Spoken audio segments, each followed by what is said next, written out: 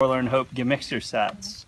Gewurztraminer. This is a project that's very dear to my heart.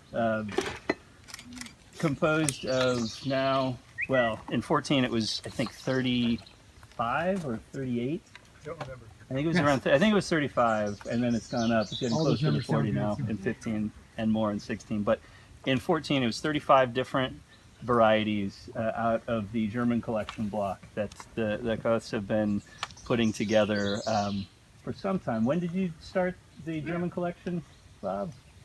Oh, the first one they did must have been in the mid-90s. 97. Yep. I think. Yeah, so it's been a project a long time in the making, where anytime they'd come across another German or Austrian variety that they didn't have growing, they'd secure some propagation material or some vines and put in another 5 to 7 or 10 vines of each new variety. So when I came, so how many varieties now? 48. 28? 48. Yeah, but the one you're drinking was around 35. So they've been actually growing it well, growing the collection well since 2014.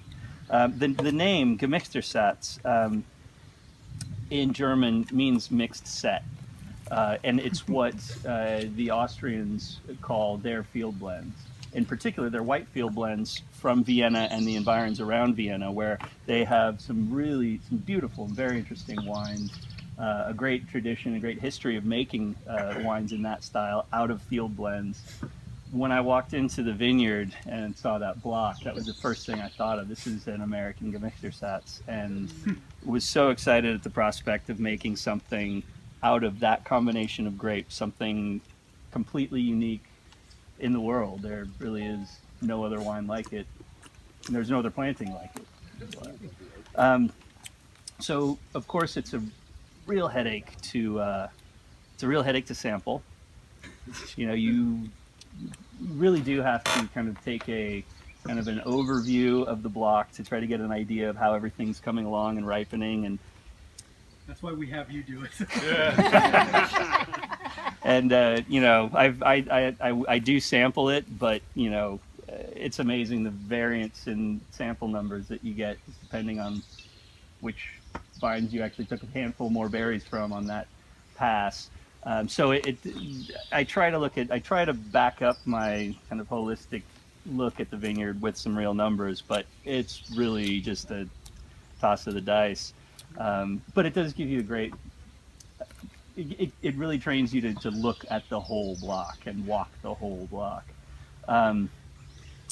That said, I do aim to pick it at right around 20 to 21 bricks, and sometimes manage that. In 14, the wine finished at just under 13%, so it's 12.9. Yeah, everything picked in one pass. In the cellar, we'll take the bins and actually foot tread them to break them up, but then put that into the press. So I want to actually break up the berries, get some skin contact, tear the skins before it goes into the press, as opposed to whole cluster pressing. And still, though, pressed with 100% stem. So a little different effect than maybe destemming, crushing, and pressing. The 14 was fermented in an open top fermenter. So same things that I do my reds in. Just put the juice into an open top and let it go. No temperature control. On the tank, it was in the cellar, so ambient temperature somewhere around high 60s, maybe low 70s. And racked off primary lees as soon as ferment was finished, and put down to a single 700-liter neutral older foudre, or demi-muid, I'm sorry, and aged for 10 months. And I like the effect that it's had. I think I'm going to age the 15 a little longer, let it stretch out a bit more in barrel. But yeah, very fairly straightforward winemaking, nothing fancy. Yeah, all spontaneous fermentation, nothing added to the wine with the exception of about 30 parts sulfur pre-bottling. That's it. Bravo. Encore. Varieties you've walked by that weren't ripe yet, you decided not to get those when you pick them all in one day, right? Yep, Okay. yep. Everybody's got to come. Everybody's gotta come. Everybody gets in the Okay. pool. Okay.